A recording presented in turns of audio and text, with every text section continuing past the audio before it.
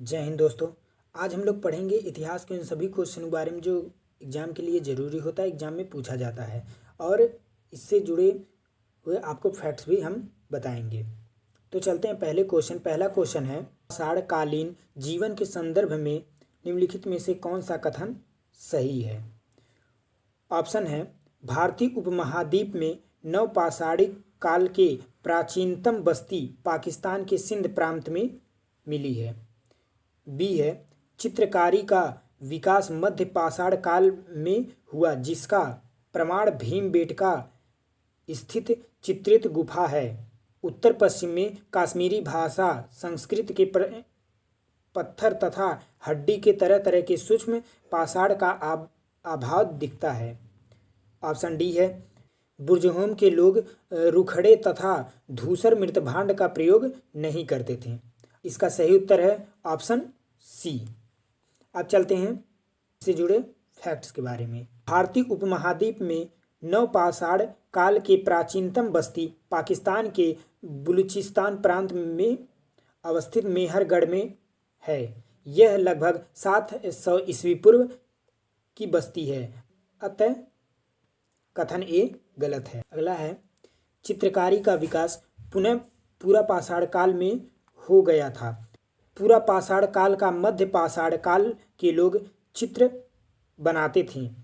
प्रागैतिहासिक काल कृतियाँ तो कई स्थानों पर पाई जाती हैं, परंतु मध्य प्रदेश के भीमबेटका का गुफा चित्र बनाए इस गुफाओं के चित्र पूरा पाषाण काल में मध्य पाषाण काल तक बने हुए हैं और कुछ श्रृंखलाओं में हाल के समय तक के हैं, अतः कथन बी गलत है। अगला है, बुर्जहोम के लोग रुखड़े एवं धूसर मृतभांड का प्रयोग करते थे, अतः कथन डी भी गलत है। चलते हैं दूसरे क्वेश्चन पे। दूसरा क्वेश्चन है, प्राचीन भारत में शिलालेखों की भाषाओं का लिपियों के संबंध में निम्नलिखित कथन में से कौन सा कथन सही है। पहला है, प्रकृति भाषा का प्रयोग सामान्य लोगों द्वारा किया जाता है। दूसरा है, प्रकृति भाषा में लिखे हुए अधिकांश शिलालेख ब्राह्मी लिपि में थे। तीसरा है, अफगानिस्तान के शिलालेखों में अरमाइक एवं यूनानी लिपि का प्रयोग किया जाता था। नीचे दिए गए कूट का प्रयोग कर सही उत्तर चुनें। ए है केवल 1, दूसरा है केवल 1 और 2, सी ऑप्शन है 2 और 3, डी ऑप्शन है 1, 2 और 3।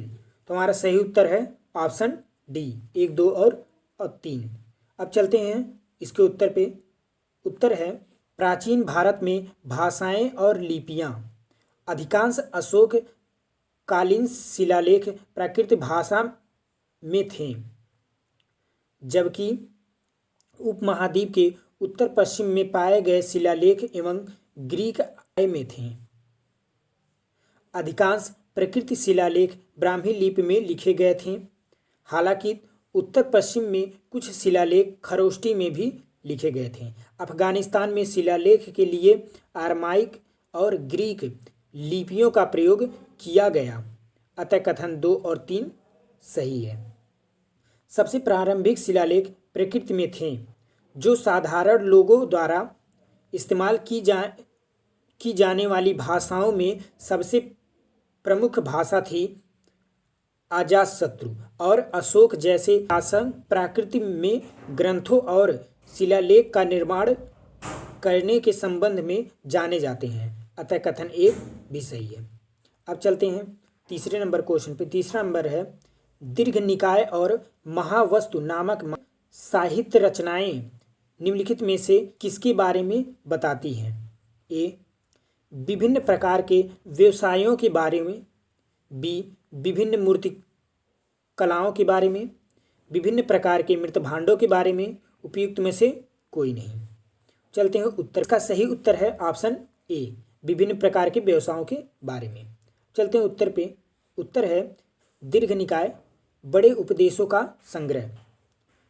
सुत्त पिटक के प्रथम 5 निकायों संग्रहों पर आधुनिक बौद्ध धर्म संबंधित एक पुस्तक है।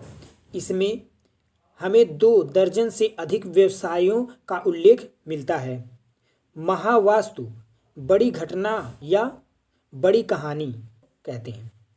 प्रारंभिक बौद्ध धर्म की कोकोत्तरवादी विद्यालय शैली का एक लेख है। यह स्वयं को बौद्ध मठ संहिता विनय की ऐतिहासिक भूमिका के रूप में वर्णित करता है।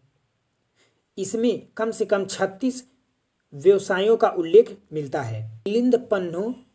मिलिंद के प्रश्न बौद्ध सिद्धांतों पर राजा मिलिंद पिलांडर दूसरी शताब्दी ईस्वी पूर्व से एक बड़े भारत यूनानी साम्राज्य का यूनानी शासक के द्वारा किए गए प्रश्नों तथा दुविधाओं और एक वरिष्ठ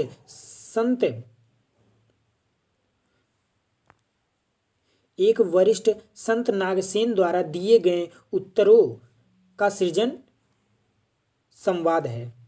इसके अंतर्गत लगभग 75 व्यवसायों का उल्लेख किया गया है, जिसमें से 60 किसी न किसी प्रकार के शिल्प से संबंधित है। अब चलते हैं चौथे नंबर क्वेश्चन पे। चौथा नंबर क्वेश्चन है, पाषाणकालीन संस्कृति से संबंधित निम्नलिखित तथ्यों पर विचार कीजिए। नंबर 1, मृतभांड निर्माण। नंबर 2, पत्थर के औजार का घर्षण और उन पर पालिश करना। नंबर 3, अग्नि का उपयोग एवं इसके माध्यम से भोजन पकाने की तकनीक का आरंभ। उपयुक्त में से कौन सी विशेषता नवपाषाणिक संस्कृति से संबंधित है? ऑप्शन है केवल 1, बी ऑप्शन है 2 और 3, सी है 1 और 2, डी है 1, 2 और 3। इसका सही उत्तर है ऑप्शन डी, 1, 2 और 3। उत्तर है नवपाषाण संस्कृति के संदर्भ में उपरोक्त 3 कथन सही है। नवपाषाण या नियोलिथिक शब्द का प्रयोग सबसे पहले सर जॉन लुवक ने 1865 में प्रकाशित पुस्तक प्रीहिस्टोरिक टाइम्स में किया। विश्व स्तरीय संबंध में नवपाषाण युग की शुरुआत 9000 ईस्वी पूर्व से मानी जाती है, जबकि भारतीय उपमहाद्वीप में नवपाषाण बस्ती 7000 ईस्वी पूर्व मेहरगढ़ से प्राप्त होती है। इस संस्कृति की प्रमुख विशेषता निम्नवत हैं। नंबर 1, कृषि कार्य का आरंभ। नंबर 2, मृतभांड का निर्माण। नंबर 3, पत्थरों के औजार का घर्षण और उन पर पालिश करना। नंबर 4, अग्नि का उपयोग एवं इसके माध्यम से भोजन पकाने की तकनीक का आरंभ। नंबर 5, अन्य विशेषताएं गर्तावास, बुर्जहों हड्डी के उपकरण, चिरांद, पक्की मिट्टी के मूर्ति आदि। अब चलते हैं 5वें नंबर क्वेश्चन पे। 5वां नंबर क्वेश्चन है, निम्नलिखित कथनों पर विचार कीजिए। नंबर 1, महापाषाणी के लोग उन्नत कृषक थे।